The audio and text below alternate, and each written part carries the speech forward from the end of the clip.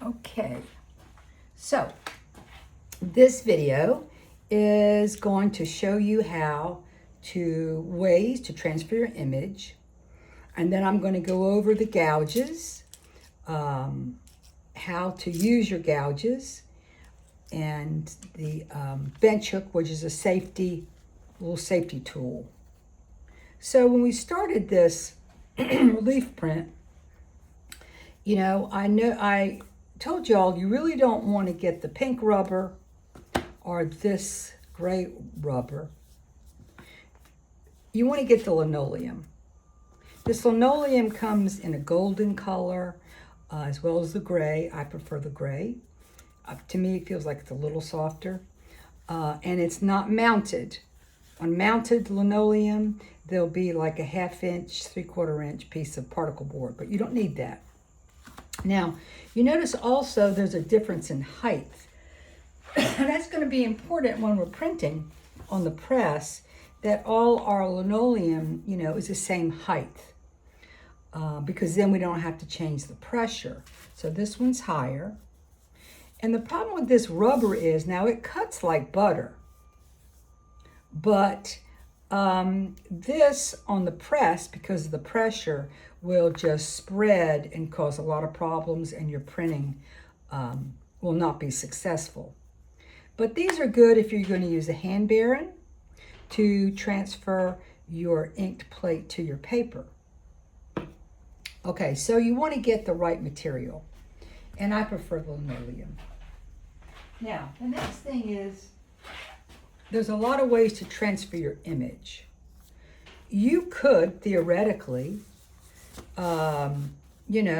just sort of freehand have this idea about what you're going to draw, and, just get in there and freehand it if you feel like, you want to do that.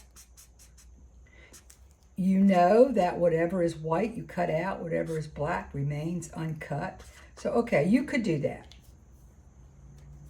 The second thing you could do is you could actually transfer your drawing with some carbon paper. So here's some scrap. Now, if you're going to transfer your drawing with carbon paper, I always suggest the students go ahead and tape this down, okay? Because you're going to peek under here to make sure that you've transferred all your information, and if this moves, then you have a problem. So you always take this down. We can cut your plate down later. So then you can take carbon paper, and with a pen or a pencil, now you have worked this out, and it looks like, pen and ink. This is just something I picked up off the shelf. But you would go in, let me use a pen, and, you would just draw in these areas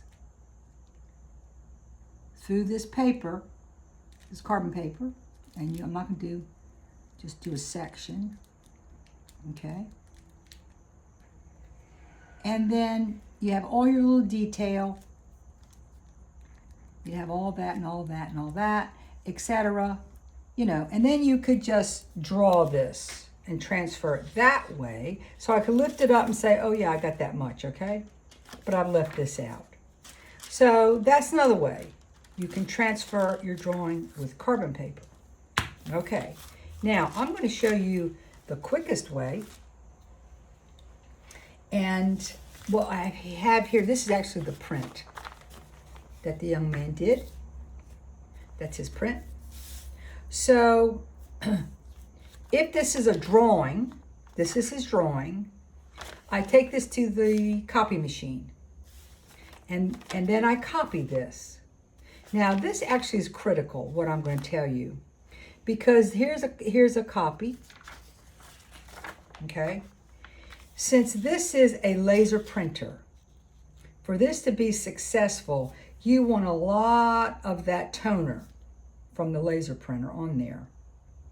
So what you want to do is, when you go to the copy machine, you want to make sure you're in black and white on the copy machine. And as well, there is a grid, there's like a bar here. And this little sliding bar, and it goes from light to dark.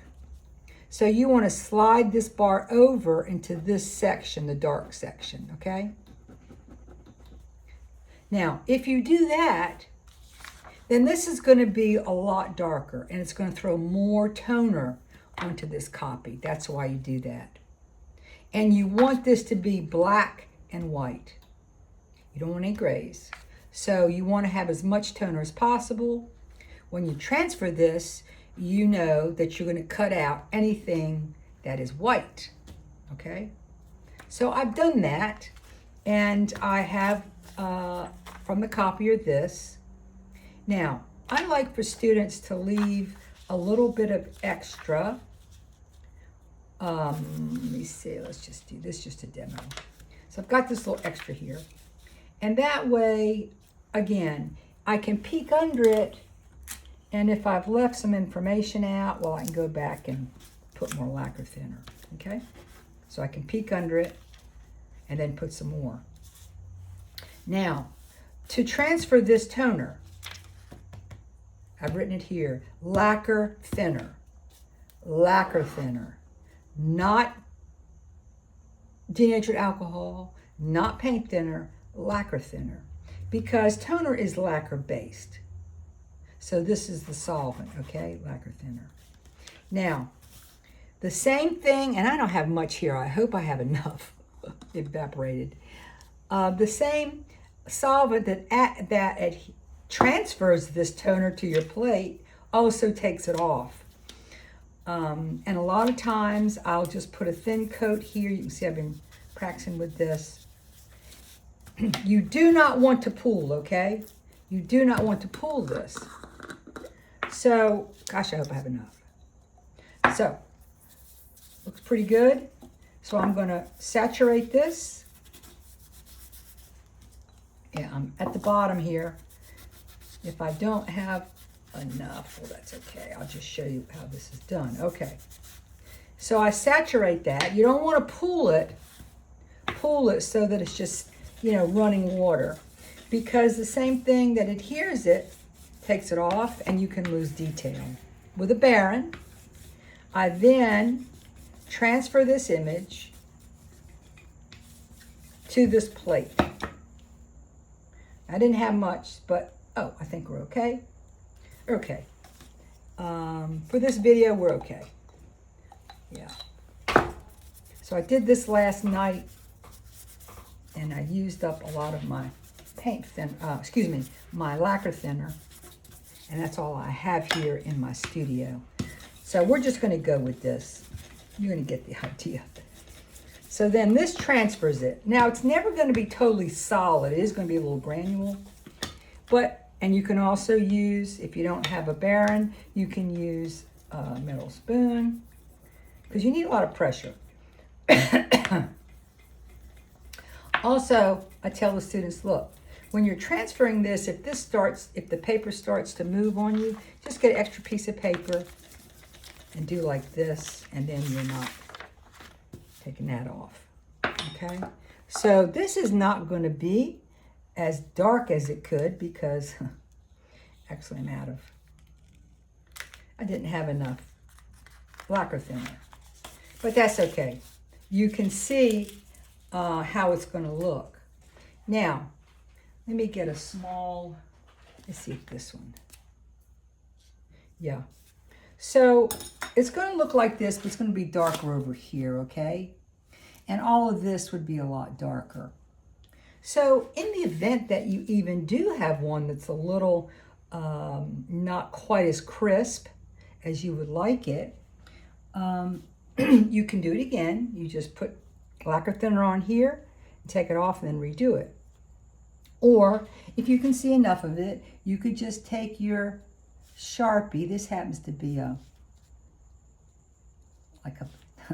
this happens to be like a paintbrush, so it's not going to be as, but you can go in and just redraw these lines if you're not sure where they are with your fine point Sharpie, okay? So you could just go in and do that if you can't see it. Now, keep in mind that whatever you cut is going to be white, right? And that's another thing. I can change these lines. If I'm doing this, I could say, well, you know, I don't want them quite so diagrammatic. And so I can go in and change them. Or you can make it, excuse me, exactly like that. So that's how you transfer it. And it usually is a lot crisper than that, but just know it's never totally like this, okay? So as you can see, that transfer technique goes a lot faster than the tracing paper, okay? So that's how you transfer it.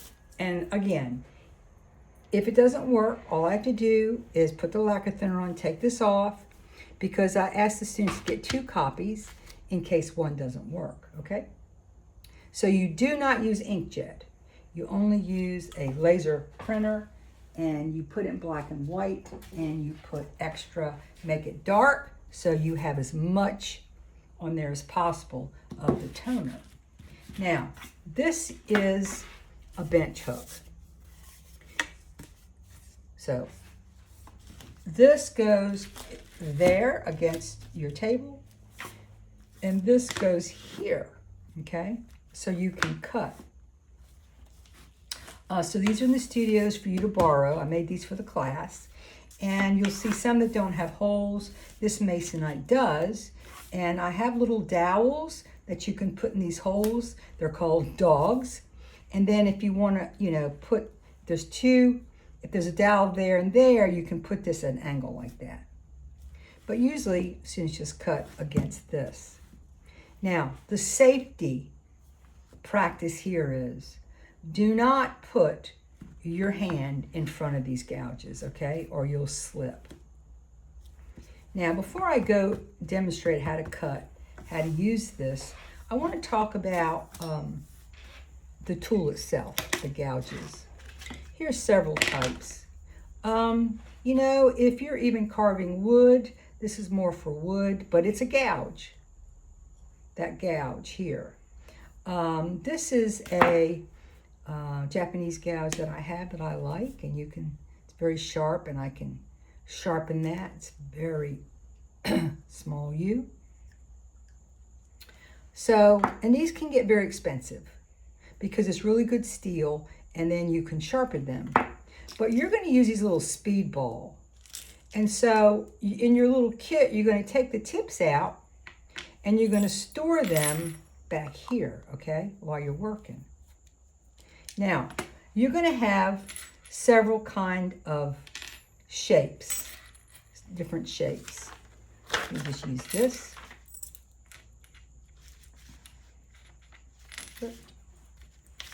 Okay, there's a straight. There's a U. There's a V, baby V, and here is a big V. Okay, I'll use my Sharpie. So this bigger V, so this is a V gouge, okay? So you've got that width. You can go really shallow, or you can go a lot wider. Now you see this is a baby V, baby. Just a little for detail, okay? Baby V. This is a U gouge, and so it looks like a U, okay? And these are going to clear the material very differently. I want to show you that, okay?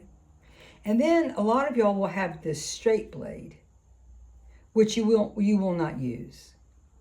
What this straight blade is for is when you are carving in a woodcut.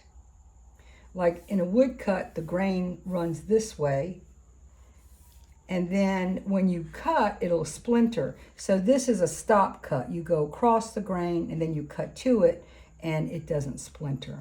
So you won't be using that. Got a fly in the studio here. All right, now, how do you put this in? Well, what you're going to find is there is a center little ball in there, and then you have an outside ring, and then you have a metal piece that floats against that ball, like a ball bearing. Now, don't confuse the two ends, especially on the U, because that's a U too. But you can see where it's sharpened, and these are the ends that go into your gouge, your handle rather. So that's floating, so I just drop that in between the ball and that floating piece, and you don't jam it deep in there, because it could, actually I don't think this gouge fits this, but I'm going to use it because it was sticking earlier. And then you just tighten it. Now you don't muscle it, okay? You just tighten it gently. Now, what I advise the students to do is take a piece of your scrap, okay? Now notice I have different size Sharpies. So on your design, you know, it's nice to have a fine point, but when you have these jumbo, what I advise you to do is go ahead and darken a piece of your scrap, like I've done here, right? So you can practice. Now remember, whatever you cut out is going to be white on your print, okay? Because what's going to happen is after you cut everything out, you're going to get ink over here, and you're going to roll this plate up with black ink. So it doesn't go in the grooves, okay? It's just on the surface, okay? All right. Now, so you want to practice. You want to practice on this bench hook, okay? Now, you also want to keep your hand behind the gouge, okay? Now, you're going to find as well, before I get started, that, you know, this scrap that I'm using, it's really old, it's really brittle. And these gouges, you know, students left them, so they may not be as sharp as they should be. I'll find out. But this is a U-gouge, and this is a U-gouge cut. Now, my hand is behind, it is not in front of this, because this can slip, and 2 students have had stitches in the past before. So, but you're fine if you will just use caution and use this tool. So what I usually do is I put my gouge in. Now, I'm using, this is in my palm, okay, like that. I'm not doing this. And I'm using my hand, my arm, even up to my shoulder. And I don't like to sit, I like to stand so I can sort of push with my arm.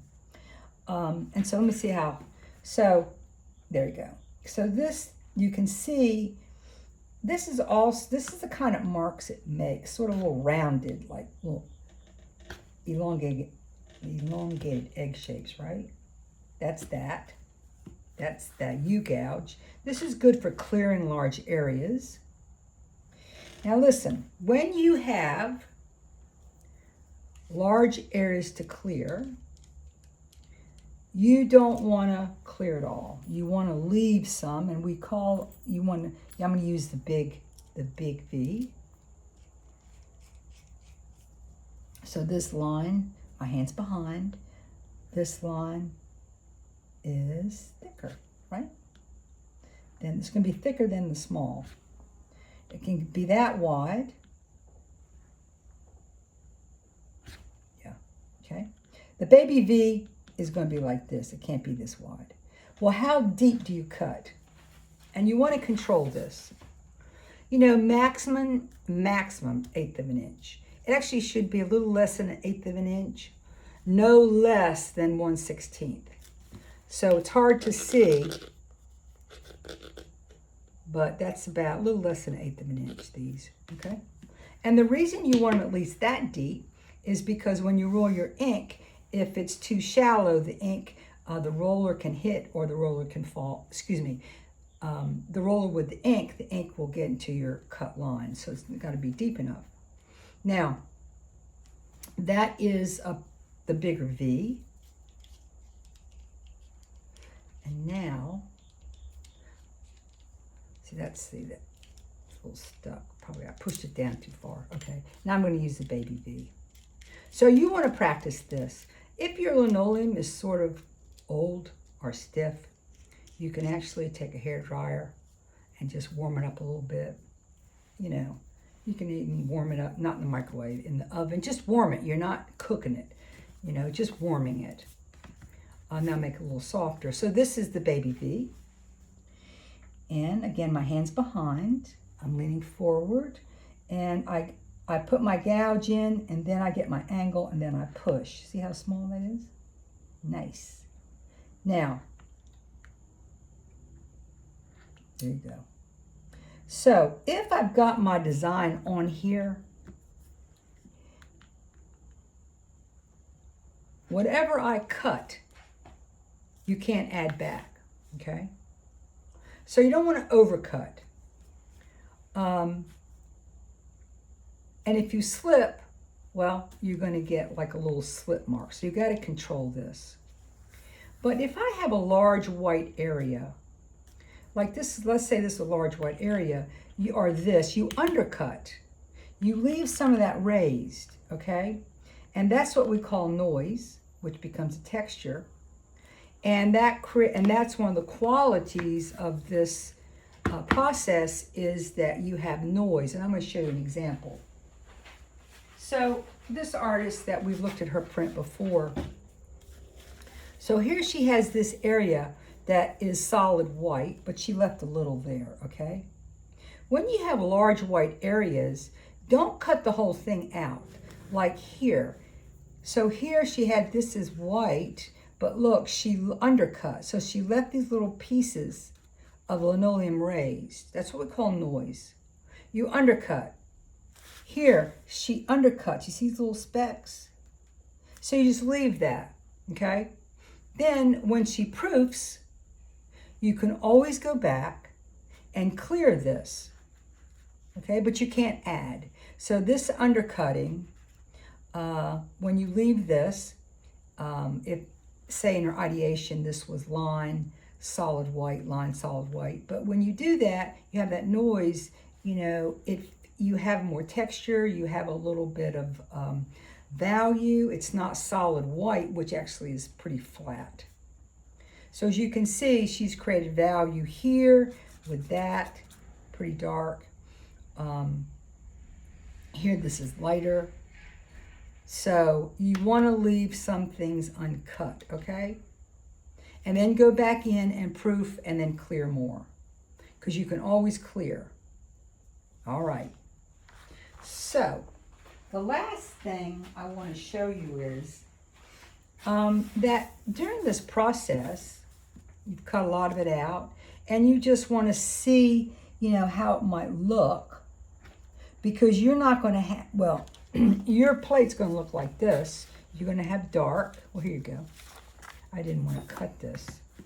You know, I would be cutting these little white spaces, okay?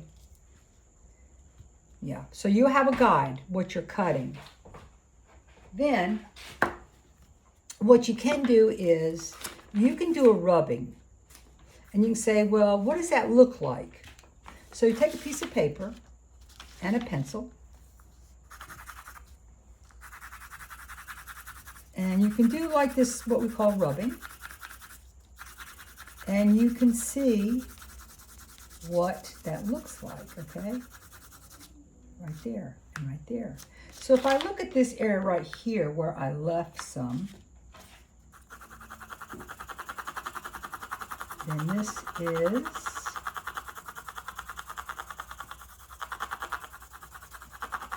that shows you what it looked like.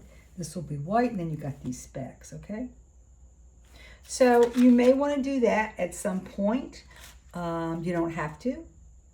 But when everything is cut, then you're ready to, and this is, again, I'm going to store these in here. When everything is cut, then we can proof this. And that'll be the next video, is I'm going to show you how to roll up your ink, proof this, put your paper on top, put it through a press. Okay? So there you go. That hopefully should answer some of those questions after demonstration during class. And you can look back at this video and have some success. But make sure you do practice. Practice on one of your scrap pieces of paper.